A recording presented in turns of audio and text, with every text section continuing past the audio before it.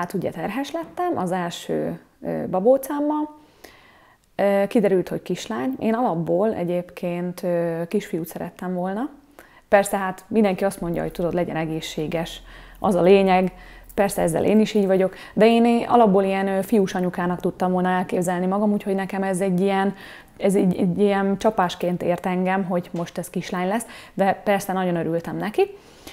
Na hát a terhességemről annyit, hogy a 9 hónap az úgy telt el, hogy végighánytam az egészet, úgyhogy az nagyon gáz volt, sokat is fogytam, tehát minden, amit tettem, ittam, az így kijött belőlem.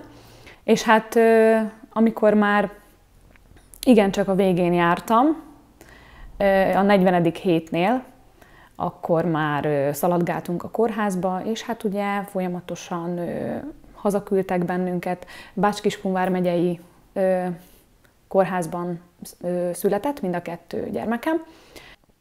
Mindig hazaküldtek, hogy még van idő, jó, akkor hazamentünk, aztán utána megint másnap reggel bementünk, utazótáskával minden, hogy majd én most már szülni fogok, most már tényleg, mert most már itt van az idő, de nem, megint hazaküldtek. Hú, de jó, mondom, tök jó.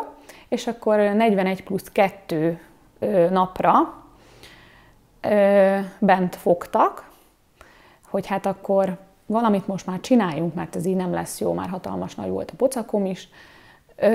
Igazából én tök jól éreztem úgy magam a hányáson kívül, tehát nem volt semmilyen más panaszom. Hát akkor kezdjünk egy kis oxitocinnal reggel. Jó, nem használt.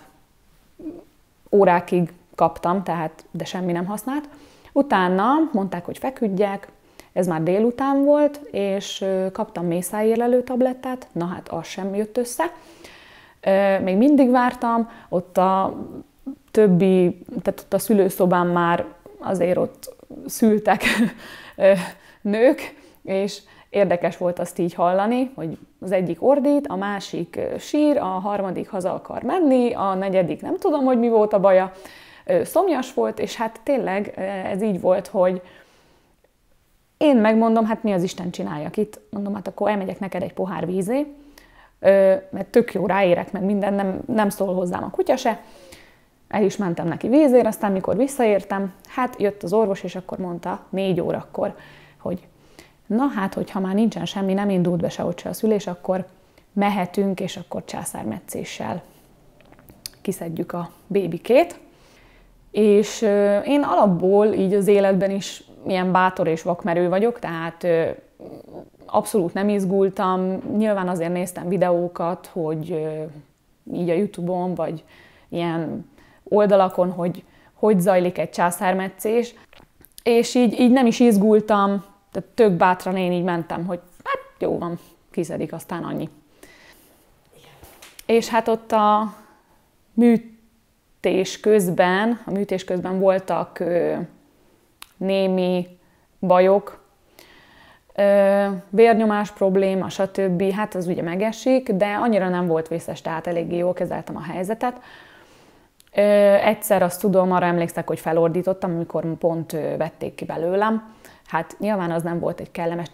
Persze hát mindenki kap ilyenkor érzéstelenítést, vagy ugye altatják. És hát azért felordítottam, amikor így kivették belőlem, hogy hú, hát ez nem volt valami kellemes. Az orvos az még meg is kérdezte, hogy mi a baj? Mondom, semmi. Semmi, csak mondom, a szerveim így mindjárt kirepülnek belőlem, de semmi gond. Hál' Istennek nem volt semmilyen probléma, így a műtét során, és hát ugye oda is tartották hozzám, adtam neki egy puszit, és akkor onnan már így kezdődött, hogy na, akkor most már kezdődhet ez a felépülés, és ami úgy nagyon jó élménnyel töltött el, igaz, persze nehéz volt, hogy gyerekekkel együtt 12-en voltunk egy szobába, tehát 6 szülő és 6 gyermek, és abból kb. Ugye a 90%-a mind császáros volt, tehát az azért úgy kemény volt, mert nem tudtunk úgy annyira egymásnak segíteni, persze próbáltunk, és tök jóba is lettünk ott mindenkivel, lett ilyen Facebook csoportunk, meg mindenünk, sokáig tartottuk a kapcsolatot is, Úgyhogy nekem ez így amúgy tetszett. Hiába Covid időszak, ugye apuka nem jöhetett be, meg senki a családból látogatni, meg semmi.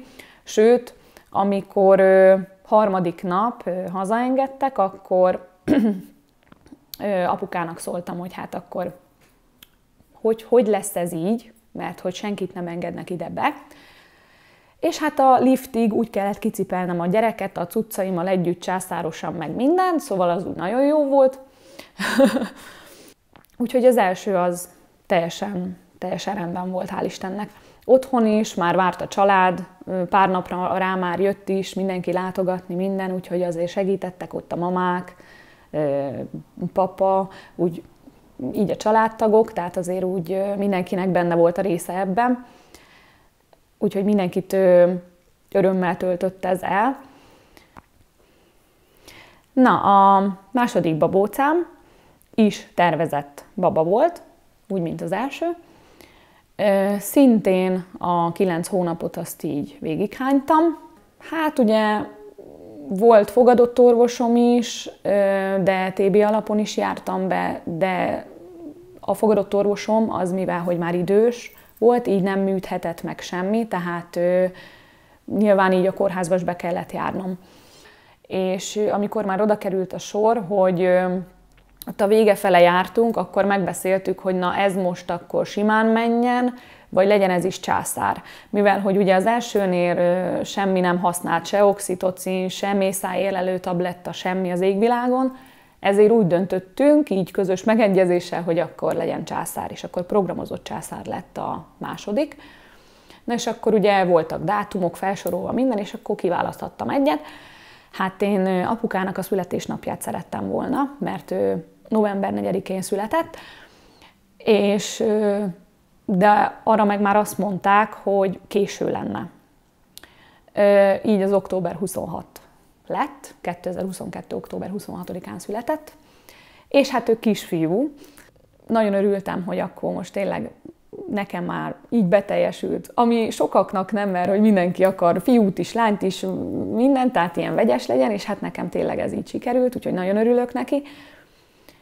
És hát amikor eljött a szülés pillanata, a császármetszés, apát hívtam gyorsan, hogy hát na, most nincs Covid időszak, minden, most akkor lehet jönni, minden. Nyilván a műtétnél nem lehet ott lenni, nem lehet bent lenni, de kint, úgymond azt az aranyórát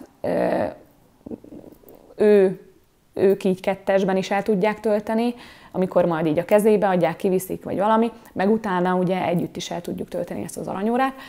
Na hát és a szülésről annyit, hogy ugye császármetszéssel jött világra, és ez annyira rossz élmény volt nekem. Ugye fel voltam készülve, mert tudtam már mi az a császármetszés, abszolút nem is izgultam most sem, mert fel voltam készülve, hogy jó, oké, felvágják a hasam, stb. Kiveszik. Igen, nem egy kellemes élmény, de ez van, ez lesz, és hát sajnos ez nem így sült el, mert ugye megkaptam a gerincbe az érzéstelenítőt, lefeküdtem, nem éreztem semmit, ugye a kezeim, a karjaim kifeszítve, és akkor jöttek a vérnyomás problémák, hánytam, tehát mondhatni idézőjelben, hogy egy kisebb szívinfarktust kihordtam ott az asztalon, majdnem el is ájultam, nagyon fájt a fejem, tehát nagyon sok probléma, komplikáció jött ott össze, és amikor már felvágtak, és ki akarták emelni a picit, akkor az orvos lejtett egy fogót, vagy valamit. Azt én is hallottam, de közben hánytam, meg minden bajom volt. És ott kiabált a többivel, hogy hát hol vagytok, meg fertőtlenítse gyorsan, meg minden. Na hát és ez 2 percbe telt, és az idő alatt az én kicsi babócám oxigénhiányt kapott, mert nem sikerült időben kiemelni, és nem is sírt fel, hirtelen. Úgyhogy paskóták, ott mindent csináltak vele, na hát azt nagy nehezen sikerült. Én hát persze folyamatosan rosszul voltam, aztán amikor oda tartották hozzám, akkor minden, tehát Nyilván nem azt akartam, hogy most ne hozza oda, vagy valami, de hát látták, hogy nagyon rosszul vagyok, hányok közben, meg minden, és akkor már a gondolatom is az volt, hogy vidd már innen, hát mindjárt lehányom a gyerekemet, tehát hogy ne hozz már ide, amikor látod, hogy hányok, meg minden. De akkor én ezekről nem tudtam egyébként, hogy oxigénhiányos lett. Én ezt így utólag tudtam meg apától, nem, ő se akarta elmondani nekem, mert nem akarta, hogy ez miatt ilyen depis legyek, vagy bármi probléma még felmerüljön ezzel kapcsolatban. De az a lényeg, hogy túlélte, ő is, én is, és akkor utána kezdődtek ezek az aranyórák, hogy akkor apánál is volt a pici, meg utána én nálam is, és hát a felépülés is az nagyon nehéz volt még ott a kórházban, tehát akkor még voltak ilyen vérnyomás problémáim, sok infúziót kaptam, gyógyszereket, nyugtatót, mindent, hogy visszábáljon normálisan a szívem is, ugye az eredeti kerékvágásba. Ugye általában harmadik nap szokták kiengedni az anyukákat, hogyha minden rendben van. Na most a harmadik nap az úgy történt, hogy haza akartak minket már engedni, el is kezdték csinálni a zárójelentést, és hát kiderült, hogy az én pici babámnak leesett a cukorja, és közölték, úgyhogy már minden cuccomat összeszedtem, és már szóltam apának, hogy jöhetnek értünk, hogy mégsem mehetünk haza, mert hogy leesett a cukra, és ez így nagyon nem jó, és a súlyából is vesztette el. Úgyhogy ott teljesen ilyen depresszióba kerültem, tehát ott egész nap bőgtem, minden bajom volt, ráadásul egyedül maradtam a szobában, mert már társam se volt, mert már mindenki hazament, csak ugye mi nem. És elkezdtük tápszerrel etetni ott. Hál' Istennek voltak normális nővérkék, de volt olyan is, ami katasztrófa volt, tehát egy ilyen másik szárnyba kellett nekem átmennem a kórház másik felébe, hogy tápszert vigyek a fiamnak, és úgy néztek rám, mint a véres rongyra, mert hogy még nem szoptatom a gyerekemet, hát szoptatom, de ha egyszer nem jön, akkor adjanak tápszert, és akkor tehát minden ki volt mérve, hogy te neked most csak ennyi tápszert lehet vinni, mert akkor másiknak nem jut. Hát akkor mondom, persze, hogy leesik a cukra a gyereknek, ha nem tudom normálisan megetetni. Mindig az anyát hibáztatják, hogy így az anya, úgy az anya, te szaranya vagy, tehát így. Éjszaka is ugye járkáltam, császáros heggel, minden, tehát az úgy kemény volt. És reggelre ugye mérték, megnézték a cukorját, és akkor hál' Istennek rendben volt, és akkor azt mondták így a 4. nap, hogy hazamehetek, mondom, végre. De tényleg nagyon, nagyon rosszul éltem meg ezt a másodikat, a fiamat. Úgyhogy szerintem én mostanában nem szeretnék még egy harmadikat. És ennyi.